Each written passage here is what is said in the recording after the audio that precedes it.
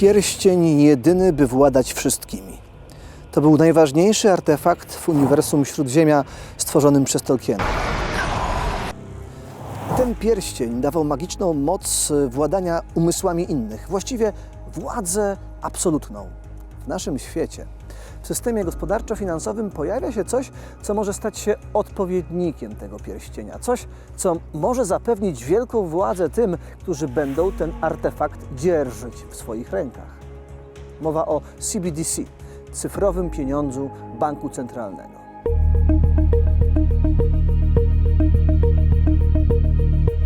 CBDC do płatności detalicznych to nowa forma pieniądza nominowana w krajowej jednostce rozrachunkowej, wydawana w formie cyfrowej przez bank centralny, która jest dostępna dla osób fizycznych i prawnych. Waluta cyfrowa ma służyć jako środek płatniczy i środek przechowywania wartości w danym kraju. To coś innego niż pieniądz bankowy funkcjonujący w postaci zapisu elektronicznego, który obecnie przelewamy z rachunku na rachunek. To może być prawdziwa rewolucja. To ma być pieniądz centralnie sterowany. Obecnie na świecie około 100 banków centralnych pracuje nad CBDC. Jako legalne środki płatnicze takie rozwiązania funkcjonują od października 2020 na Bahamach, od października 2021 w Nigerii i od maja 2022 na Jamajce. W 20 krajach na całym świecie trwają pilotaże detalicznego CBDC. Cyfrowe waluty są testowane w wybranych miastach, wybranych regionach czy w wybranych grupach konsumentów i sprzedawców. Przykładem CBDC funkcjonującego w ograniczonym zakresie jest cyfrowy yuan testowany w płatnościach detalicznych przez Ludowy Bank Chin. Nie ma jeszcze decyzji o oficjalnym wprowadzeniu chińskiej waluty cyfrowej do obiegu.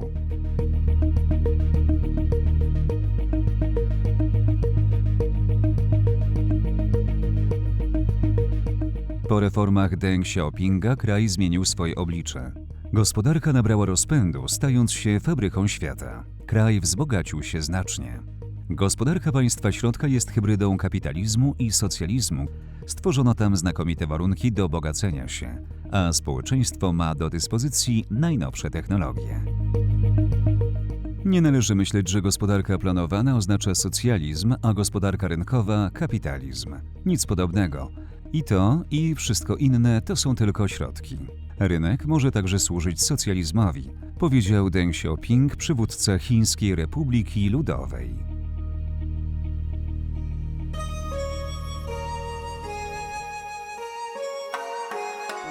Cyfrowy yuan pojawił się po raz pierwszy w 2014 roku jako projekt, który miał być wprowadzany. Od roku 2016 zaczęły się testowe wdrażania w 4 dużych miastach, m.in. w Shenzhen i Chengdu, a od roku 2020 już ten program pilotażowy objął całe Chiny. Tam jest w tym momencie 26 prowincji bodajże i duże miasta, które są tym programem objęte. Początkowo cyfrowy yuan był wprowadzony jako odpowiedź dla bitcoina, do tych kryptowalut. Po prostu władze chińskie obawiały się tego, że chińscy obywatele będą inwestować w tego typu instrumenty finansowe i pieniądze będą odpływać, będą też poza kontrolą partii komunistycznej, czy w zasadzie obecnej nowej dynastii, jeszcze bez nazwy.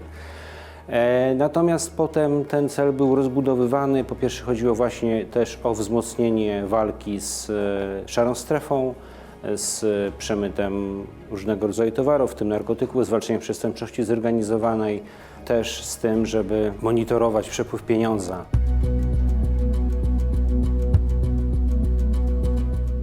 Chińskie władze mocno promowały cyfrowego juana.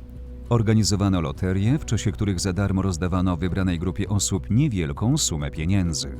Poza tym aplikacja cyfrowego juana od samego początku przypominała aplikacje 2 najbardziej popularnych operatorów płatności mobilnych. Do wykorzystywania cyfrowego juana aktywnie zachęcano także podczas organizacji zimowych Igrzysk Olimpijskich w Pekinie, które odbyły się w 2022 roku, a także podczas letniej Uniwersjady w Chengdu i Igrzysk Azjatyckich w Hangzhou.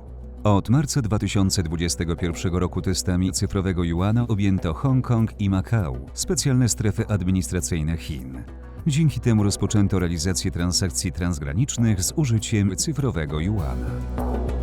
W marcu 2024 roku udostępniono, głównie z myślą o potrzebach zagranicznych turystów, elektroniczny przewodnik informujący, w jaki sposób uruchomić portfel cyfrowy i korzystać z aplikacji cyfrowego Yuana. W listopadzie 2024 roku zaprezentowano rozwiązanie służące do płatności przez osoby nieubankowione, przeważnie seniorów i osoby z niepełnosprawnością.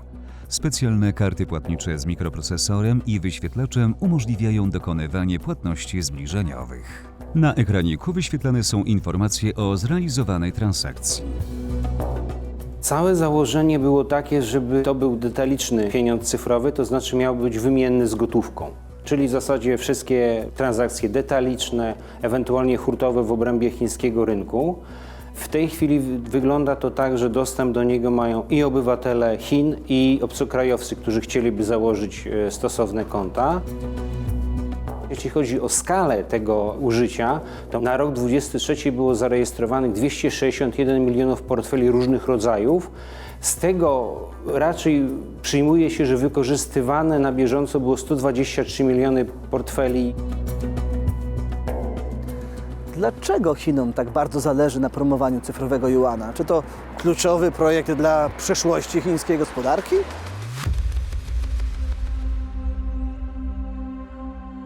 Komunistyczna Partia Chin zadziwiła świat, zezwalając w państwie środka na powstanie hybrydy socjalizmu z kapitalizmem. Chińska gospodarka niesamowicie urosła od 1990 roku. To Chiny, a nie USA są krajem, w którym mieszka najwięcej miliarderów dolarowych. W państwie środka w 2022 roku mieszkało ponad 1100 miliarderów, natomiast w USA nieco ponad 700. W Chinach przyrost liczby superbogatych zachodzi znacznie szybciej niż w Ameryce. 3 miasta z największą populacją bardzo bogatych ludzi znajdują się w Chinach. W Shenzhen jest ich więcej niż w Nowym Jorku. Cud gospodarczy Chin rozpoczął się w latach 80., kiedy to kraj otworzył się na inwestycje zagraniczne i wprowadził pewne elementy rynkowe do tego socjalistycznego modelu gospodarki. Kluczowe czynniki sukcesu, które za tym przeważyły, to były z pewnością tania siła robocza, masowa produkcja kierowana głównie na eksport i rozwój infrastruktury w postaci portów, kolei dużej prędkości czy też sieci autostrad. Ten model przyniósł Chinom pozycję drugiej gospodarki świata, ale w praktyce on się przejawia w pewnej dominacji technologicznej w takich sektorach jak 5G czy też sztuczna inteligencja, bądź też ogólnie w pewnych zdolnościach do szybkiego wdrażania innowacji, które najczęściej przychodzą z zachodu. Ten model oczywiście wiąże się z wysoką ceną dla społeczeństwa i dla wolności gospodarczej i politycznej. No i to budzi pytanie o trwałość tego systemu, szczególnie w obliczu globalnych zmian i tych prowolnościowych trendów, które są na horyzoncie i zaczynają być coraz bardziej widoczne.